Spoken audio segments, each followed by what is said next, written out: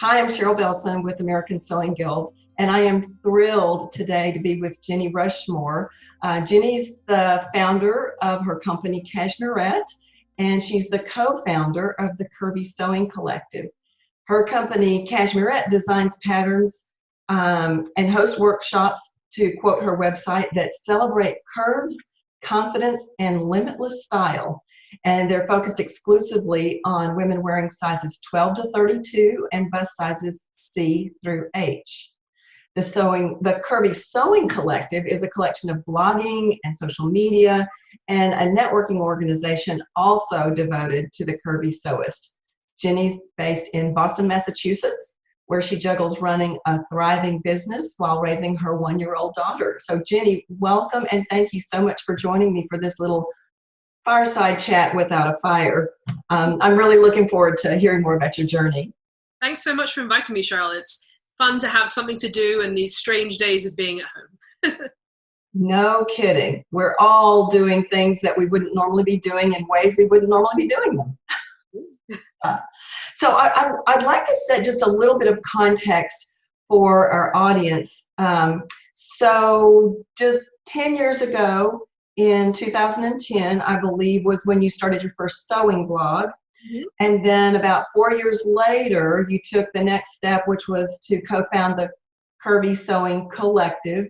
And then just one short year later, it looks like you're launching your business with your first pattern, the Appleton dress.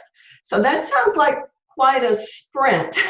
I wonder if you could fill in the gaps a little bit on that. Sure. So I am not someone who, learned to sew from my mom or my grandma. My mother actually to this day has very little interest in sewing, although she's very enthusiastic about mine. But I'd always done creative things. So I had a very corporate job, but I was always painting or doing photography. And I had an actual literal list of hobbies, that I wanted to try, like ceramics and like various things. And then sewing was on there.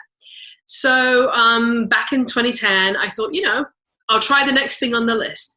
And I did one sewing class. It was actually honestly very basic and not that great. But the minute that I started sewing, I was like, whoa, I suddenly had this realization of a lot of potential that could come out of this. And especially when it came to making clothes. So initially it felt like almost impossible. I remember thinking, well, I'll never make a t-shirt. I remember that was a very vivid thing. Like I might be able to make maybe a skirt, but I could never make a t-shirt. But I had struggled to get clothes in my size for so many years. There was just a germ of an idea in my head that like, this could be really, really big if I could learn to make the kind of clothes that I'd like to wear. I've always been on the biggest side, not actually that big, honestly, like pretty average American, like 14 to 18, depending, with big boobs, H cup. And I found not only was it hard to find clothes in my size in the stores, but especially to accommodate my boobs. So when I learned to sew, all of a sudden I really got into it. So unlike, felting or embroidery, which I'd picked up and thrown away again, with sewing, I became very determined very quickly and very invested in trying to see if I could get to the point that I could make clothes that fit me and express myself and made me feel confident. So I started the blog mostly so my mum could see what I was doing because I live in America. I'm from the UK and my mum's still in the UK. And slowly but surely it became more and more popular. I banded together with some other plus size sewists to form the Curvy Sewing Collective because we realized that even though plus size women are average in America, that there was very little available online, and what there was very scattered. There was no one place you could go for inspiration. And also we saw that a lot of plus size women didn't feel comfortable putting images of themselves online. We were doing it and we wanted more women to feel like they could do it. The Curvy Sewing Collective was a massive success. On its first day, we got 10,000 people on the site from nothing. Like it didn't exist. And day one, 10,000 people came. No. And that was then the beginning of thinking, this is a huge market and almost no one is focusing on plus size women and no one is doing cup sizes up to an H because the average sewing patterns are made for a B. And if you're an H, that's a dramatic change. Yeah. And then eventually I reached the point where I was like, well, I keep on sitting around saying someone should do it. Maybe I should do it. And that's how Cashmerette started. I had a block for a long time because I thought, well, I don't know how to draft patterns, and I don't think it's my place as someone who's only been sewing for 5 years to do it. But then I realized, a bit like how if you open a restaurant, you don't have to be the chef. I was like, if I know the business and I can do design and I have a very corporate business background, well, I will hire a pattern drafter. And that's what we did. You know, we've had different drafters over time. They've always been professionals. And yeah, in October 2015, we launched the Appleton dress, and yeah, been going now for 4.5 years. Wow. What a story. I cannot believe the part of the story where you went from 0 to 10,000. Just like that's there was so much pent up interest, because the average American woman is about a size 16 and has a like double D E-cup bra size. And yet almost no one was catering for them. And even the brands that did, you wouldn't see images of those women very often. So even let's say like a McCall's pattern goes into a larger size, it's so rare that you see a model of that size, or even that someone who's made it is reposted on their Instagram. Like, we were just invisible. So I think there was this like enormous group of women, you're talking like 60-70% of the sewing population, who was like, finally, this is what I've been waiting for.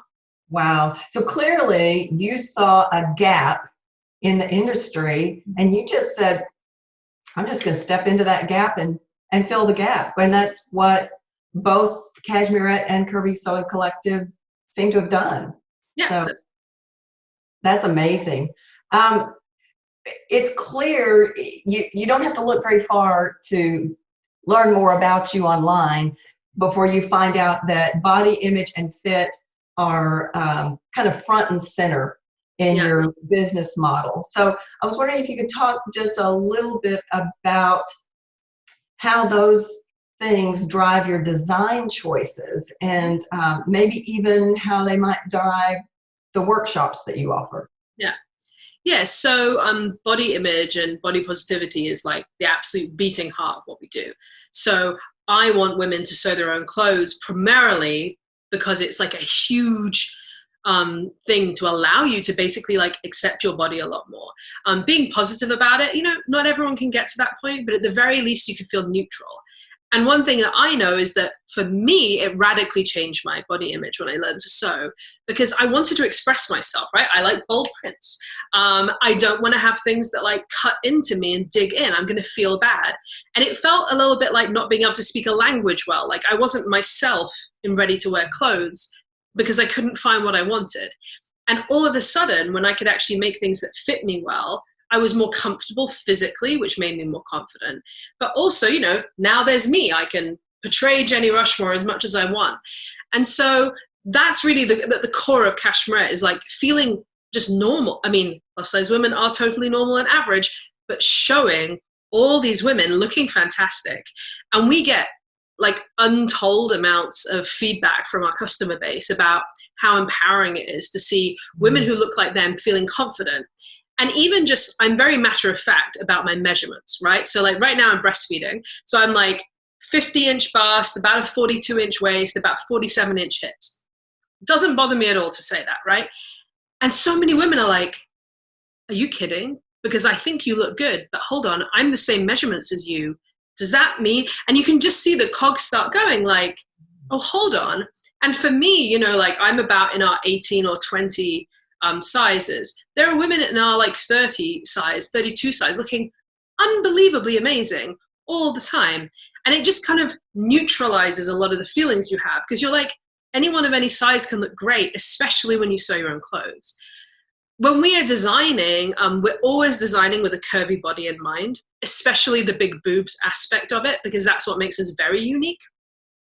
So things like neckline shapes, things like the sleeve shapes we use, the hems, where the seams are, it's all thought through. We have a lot of built-in adjustments. So we have cup sizes from C to H, but we also have a built-in forward shoulder adjustment, because almost all women with larger boobs, their shoulders come forward a little bit. We have a built-in sway back adjustment already in there. We already assume you have a short waist, because the vast majority of plus size women with big boobs have a short waist. And we have things like full bicep sleeve pieces. So you can use the regular sleeve, or we have already done a full bicep adjustment for you, because having bigger arms is also very, very common. So some of it's very obvious, like we choose styles that typically look good on curvy women, like say wrap dresses. And some of it's more subtle and you might not pick up. But things like on our latest pants, the side seams are ever so slightly to the front, which gives a really nice line. For me, I don't think that sewing and clothes is all about looking smaller necessarily. I don't know that this print makes me look any smaller. I wear it because I like it. But I do think there's something about proportion, especially when you have big boobs, and about, we're able to do things that a lot of women say they couldn't wear. So for instance, women will say, I can't wear high-waisted things. And I'll be like, hold on. Like the way that we have done the neckline and the hem and the proportions, you might find that you can. So some of it's obvious and some of it isn't. Our workshops is fundamental. The first morning of the workshop, I talk a lot about this subject. And we have like very emotional interactions. There's a lot of crying often. I warn people there's gonna be a lot of crying for good reasons, not because I'm nasty. But it's just so profound, right? Like how we look and we feel about ourselves has a profound impact on our confidence and the entire rest of our lives. So on the one hand, you can be like, well, clothes and sewing clothes is like, a very superficial thing, but it's actually not for the vast majority of people. So I think it has this like massive power, and that's what I'm very passionate about. It comes through when you talk about it. I can hear the enthusiasm and the passion that you have for, almost sounds like coming alongside the curvy sewists and saying, yes, you can. I almost feel like that's what I'm hearing you say as you talk about this. So, so you kind of maybe touched into this next question just a little bit, but what do you have to say to the plus size woman who feels like the only way that I can, maybe we'll call it, fit into the world is either I'm the plus size woman that thinks I must wear flowy things that don't touch my body so that you don't see the shape of my body, or the woman who feels like I just have to squeeze into these smaller sizes because because that's all that's available to me and it's just going to have to be uncomfortable. What encouragement do you have for that woman? So I'm very much about there being no rules. So I think that there are lots of rules, like some that have been sort of more against plus size women and some have been more for them. I don't think any of them matter. If you like wearing flowy things and that makes you feel good and you feel like glamorous and fun, albeit by all means do it. Like I had a friend back in my corporate days who was probably like a size 28. She was from Paris. She wore the most amazing things you've ever seen in your life, always huge and flowy, but with the most amazing fabric. And effectively, she was just like a canvas for unbelievably amazing fabric. And she looked absolutely fabulous. Did she look smaller than she is? No, she didn't care. Like that wasn't her primary concern, right? She looked utterly fabulous. Then there are some people who really like bodycon, right? And they don't mind if they have like a visible belly outline or you can see the shape of their body. That's also fantastic. If that makes you feel good, then I am all for that.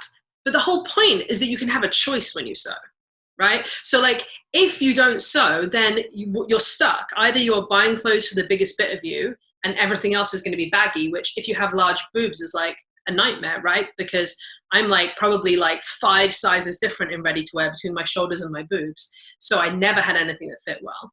Or you have to put yourself in something that doesn't fit on the other end and it's too small for you and you're squeezing it. The nice thing about sewing, and especially learning to fit, which is really the core of what we do, is all about fitting, is that you can have things fit however you want. So personally, I'm in the middle. I don't generally wear super flowy things, sometimes if I'm in the mood, and I don't tend to wear super tight things. But I do like fitted, like fitted garments. And I think one thing that learning to sew made me realize is like, I actually don't mind being big. That's okay. I don't particularly want like fat rolls on display. I don't want like things digging in or pulling and feeling uncomfortable. That makes me feel a bit bad about myself. But like a nice shirt that fits really well and doesn't gape at the bust and I'm just a bit wider than someone else, that doesn't bother me at all. So I think that's the power of sewing.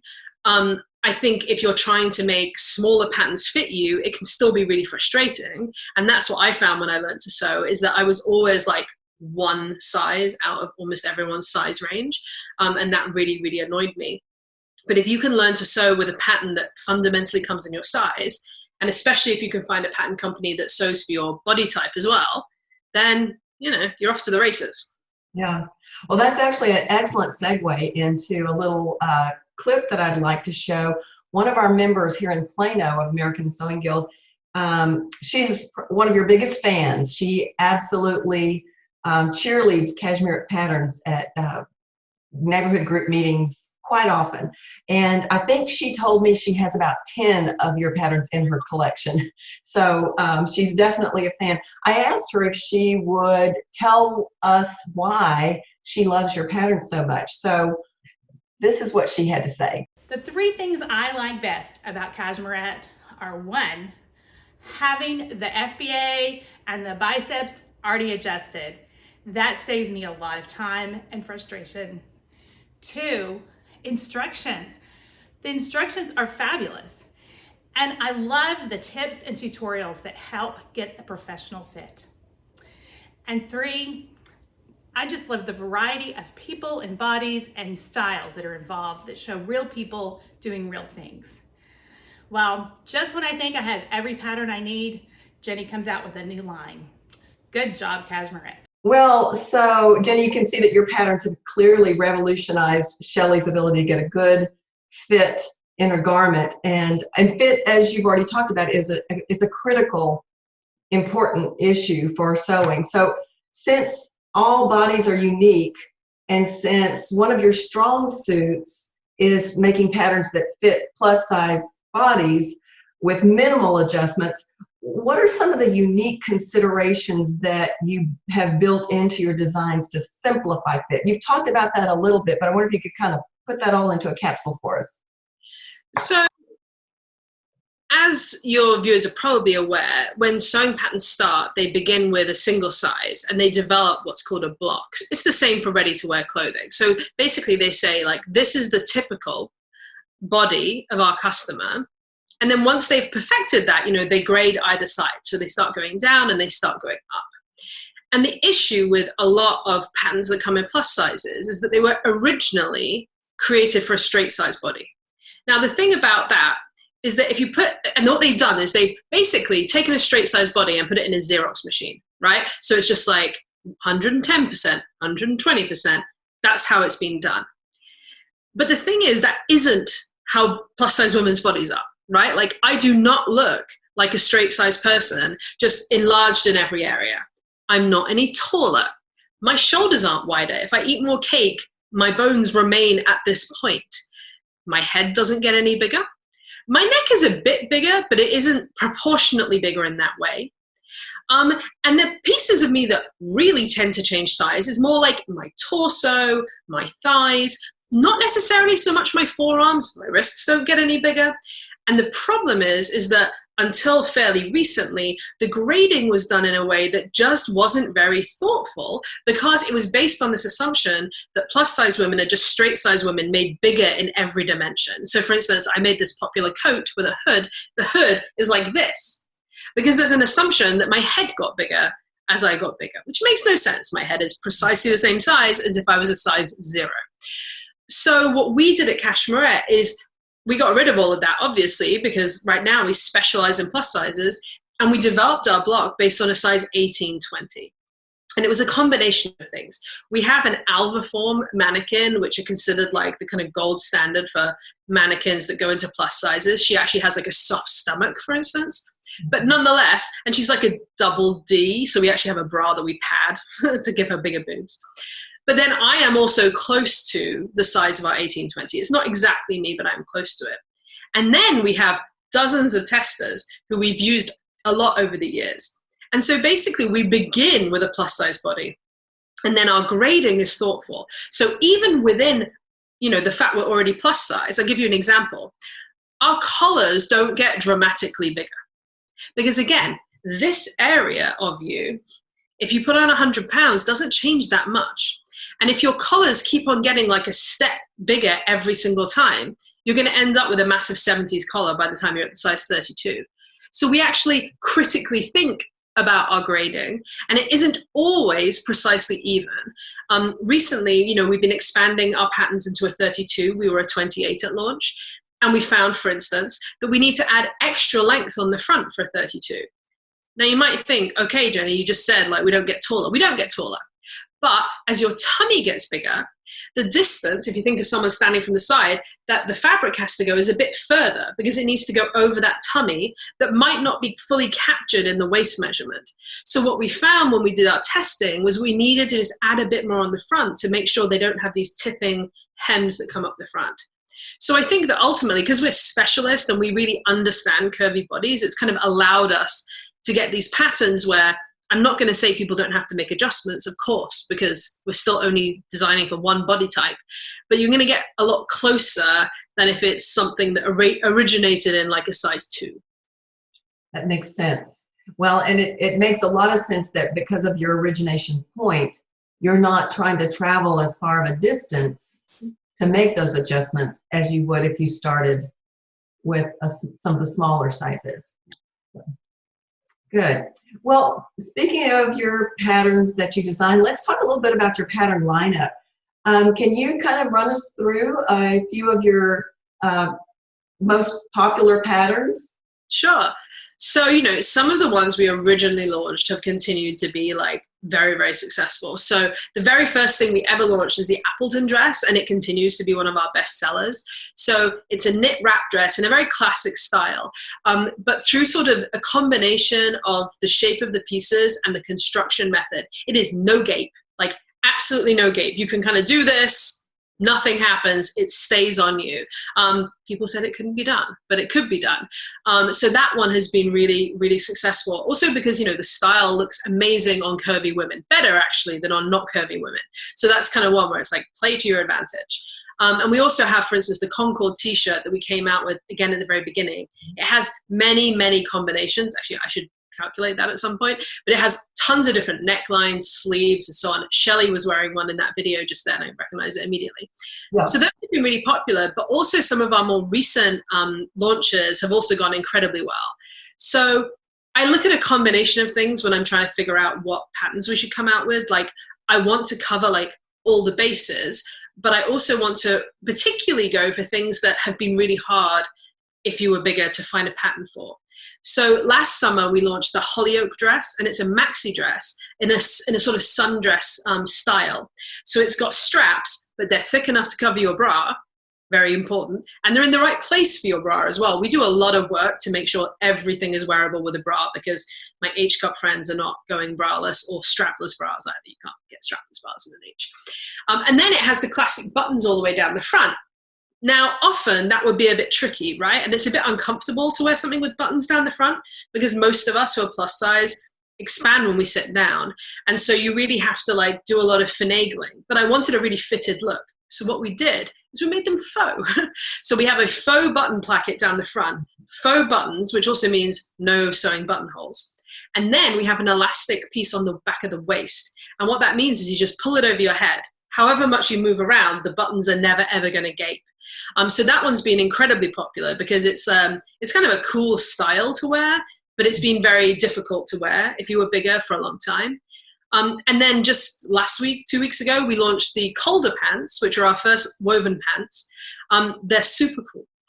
They're very on trend, but you can decide, what length you want to make them. They can be wellness shorts as well. They're wide-legged, and they have a flat front, so it looks quite sophisticated. And then we have some elastic in the back. And again, we're very aware, like when I sit down, my waist goes up 4 inches. So if I'm going to wear woven pants and they don't have any stretch or elastic in them, they're just going to dig in when I sit down. So that was very important to me. They have pockets, obviously. So that one's been very popular too. Another one we have, for instance, is the Harrison button-down shirt, also launched a few years ago, still very popular. That one has double princess seams. So when you have a big boobs, trying to get all the curve into one seam can be quite difficult. So we have two. We have one that comes from the kind of classic place here, and then another princess seam that originates a little bit lower. And it allows you not only to fit over the fullness of your bust, but not to just fall straight down here, but to basically come back in. And as a result, again, there's just absolutely no gaping through it when you sit down. So so all of our patterns, we try to go for things that women of all ages would like. We're really not, something that's only for younger women or only for older. We try and have very classic, like stylish pieces more than fashionable, to fill in people's wardrobes. And then also, to like see what in the past has been hard to get in our size, and what can we find, and how can we just make little adaptations to make it appealing.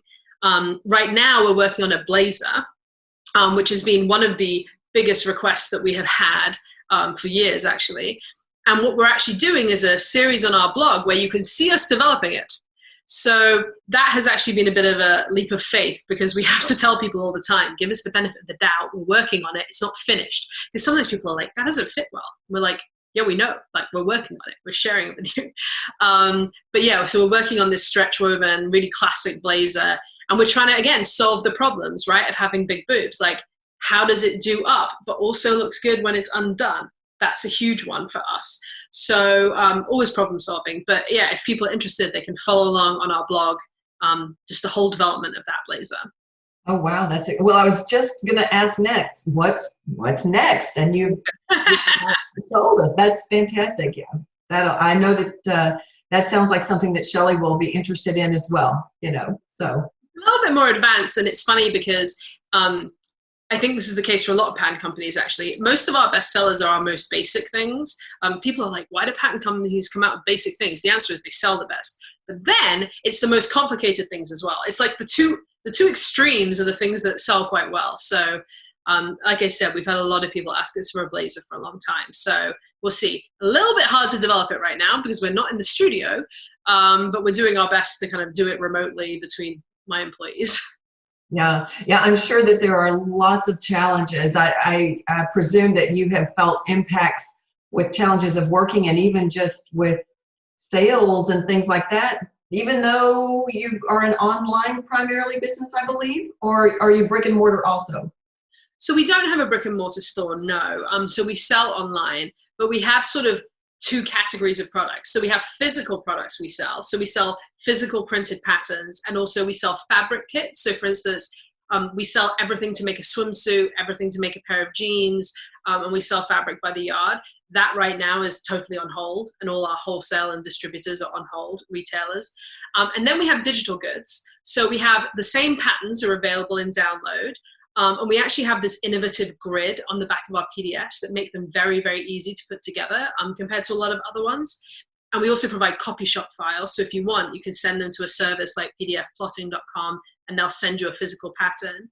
And then we also have online workshops. So we have 6 of those, and I have one on Blueprint as well. And they have been like very, very popular at the moment because it makes sense, right? We're all stuck at home. So I have ones where I teach fitting, and I actually show you on myself, like, here's something that needs an FBA. This is how you can tell. Then I show you how to do it. And then I try it on again and I say, now it's fixed. And I do that for lots and lots of different adjustments, because I think one of the hardest things people have is like, how do I even know that I need an adjustment? What does that look like? So I'm saying here, like, look, I need to do a forward shoulder adjustment on this muslin, that kind of thing. I have one called pattern hacking, which basically shows you how to take one of our patterns and turn it into 10 different garments. So that's a nice one when you're at home with limited availability of access to things. And I also have one on making jeans. I have one on sewing a swimsuit. I have an FBA specific one on Blueprint. So those ones, those are doing well. So we're sort of in a mixed position. We're in a better position than a lot of brick and mortar stores, but at the same time, we do have about half our business that currently is fully on hold. Sure, yeah, that seems to be the common story right now for a while. But so if someone, when they were able to go back out into a brick and mortar store, would they be able to find any of your patterns there as well, or would they only want to look online for those patterns? Yeah, so we're in both places. So you can buy online directly from us, and we sell worldwide. We ship everywhere in the world. But we also do sell to hundreds of stores. So historically, we were mostly in smaller stores and like the kind of indie ones. But we actually recently got into Joann's Fabrics shortly before. It was at the end of last year. We are in 10 stores around America, and you can actually just go into a regular Joann's and buy Cashmerette. TBD on what's going to happen with that right now, obviously, with everything going on. But we're in discussions about taking that nationwide. So fingers crossed, because it will bring our patterns to just can't even really like compare where we are right now. And if we get into fully Joann's, so hopefully, if you go to a Joann's and they don't stock us, ask. Well, we wish you the best with that. So, all right. So I have two more questions I'd like to explore just a little bit. You talked a little bit about in workshops, sometimes there's tears, and your personal journey into sewing, as we've already mentioned, was very deeply connected to your own body image story. So I'm just wondering, some of the stories from your workshops or from interaction with people online, it sounds like you have the opportunity to hear some real heartwarming stories. I'm just wondering if you have a favorite that you'd like to share with us. Yeah. I mean, one comes to mind. So a lot of people have had, honestly, like, it sounds over the top, but like traumatic experiences as sewing classes before. It's amazing, actually, how many people tell me these like horror stories, mostly about being shamed by an instructor who doesn't know how to do it. That's the most common thing. And I can connect the dots from what they're saying and go, I reckon that instructor had no idea what to do for you and therefore decided to like shame you in front of everybody. So I had one person, at an early workshop, actually, I was teaching the Harrison shirt in Virginia at an amazing shop called Stitch Sew Shop, which currently is selling online, and it's really great. And a woman came in and she was in our workshop and she said, here's the problem, Jenny. I'm not going to blame you that this isn't going to go well for me. Like, I already know it's not, because I have an impossible body. And I was like, I think you don't have an impossible body. And she's like, no, it's impossible. It's impossible to get clothes for me. Like, you can't really make them. So, So first of all, I was like, well, it's not impossible, because if it was impossible, you would not have walked into this room, right? Like, clearly your body's possible.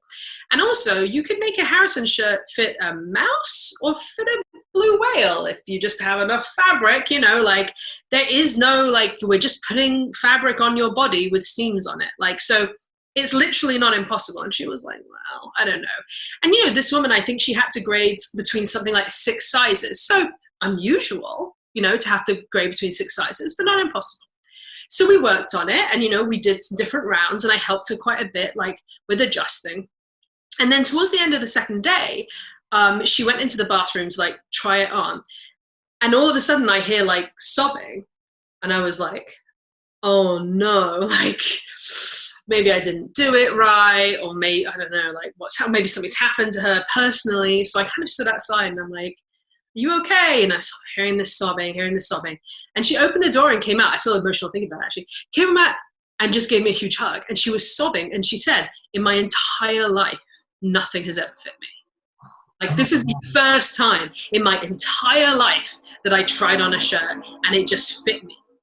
And it was genuinely life-changing for her. And she also emphasized that at no point did I make her feel any different than anyone else in the class. I was very matter-of-fact about it. I was just like, okay, you're making a 12, you're making a 32, you're doing this. And she was like, that's never happened to me before. It's never been that I was treated the same as everyone else. And then at the end, I walked out with a thing that fit me. And it was very, like, incredibly heartwarming. I felt very honored to be sort of part of that for her, because in some ways I'm like, you're in your 40s. It's such a shame that you got to this age and never had this experience before, but that's the benefit of sewing. Like, if you are 6 sizes difference in your measurements, it doesn't matter. You need a little bit of skill, but once you have that, she can now make anything she wants.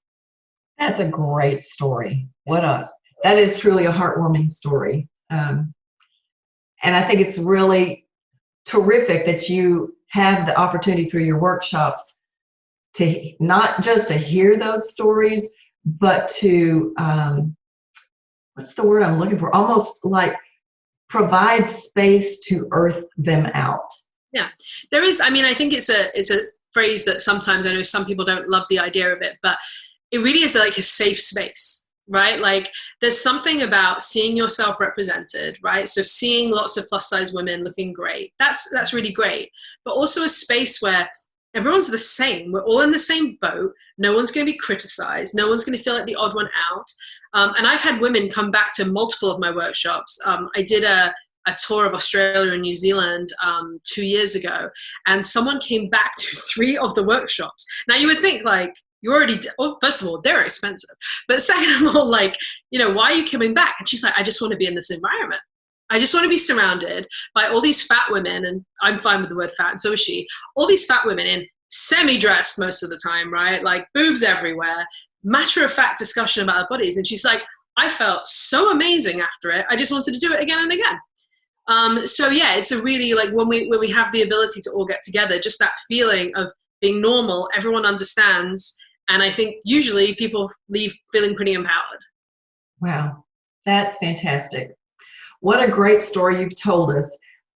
And before we bring this to a close, and especially after listening to all of the things that you do, all that goes into your designs and these workshops, and to know that you're doing that in the context of juggling motherhood of a 1-year-old with that. So I would love to hear how you manage to juggle mom to a 1-year-old and a thriving business. Well, at the moment I don't, Cheryl. At the moment I do very little work, but under usual circumstances, yeah, I mean, I honestly feel like the luckiest person because I have 2 really amazing employees, and Carrie and Ayala, and they do a lot of the heavy lifting. So Carrie specializes in the product development, writing the instructions that Shelley mentioned she loves so much, doing our photo shoots, and Ayala does like all things involving like our marketing and our logistics. And so they really keep things going, which allows me to kind of pop in and pop out. I do like the more strategic projects, the bigger ones. You know, I obviously like manage them, but that honestly has been key. I think if I didn't have them, I wouldn't be able to do this. I'm a single parent as well, so I have no one else helping out. So, you know, being able to put her in daycare for a little bit and go in there, but you know, it is tricky. At the moment, I literally have 2 hours a day that I can work, but I also have to do many other things in that 2 hours. So it's a struggle, honestly speaking, but I do come from a very corporate background. So I had 15 years of managing teams, working on timelines and strategy. And I brought a lot of that to Cashmerette. So we're really generally ready very far in advance. We don't just work on the next thing. We work like over a year in advance. And we're very structured. We have a lot of processes. So that's really also helped a lot because it allows me to just, you know, dip in and direct things, but not have to do like all of the daily work. So I'm very grateful to my corporate background. This is much more fun, but I'm glad that I learned that so I could apply it to my fun job. It's been an absolute delight, Jenny, to spend time with you. And we are going to be watching with great anticipation what is going to continue to come in the future for your company, Cashmerette. Thank you so much, Cheryl. Yeah, it was lovely to talk with you. And if people want to stay in touch, you know, we're on Instagram at Cashmerette, but our newsletter is really the place to sign up. You can do it on our website, cashmerette.com. And we launch everything there first, and we keep people up to date. You can read about our blazer there and so on. But again, thank you so much for having us. It's such a nice interlude in my week.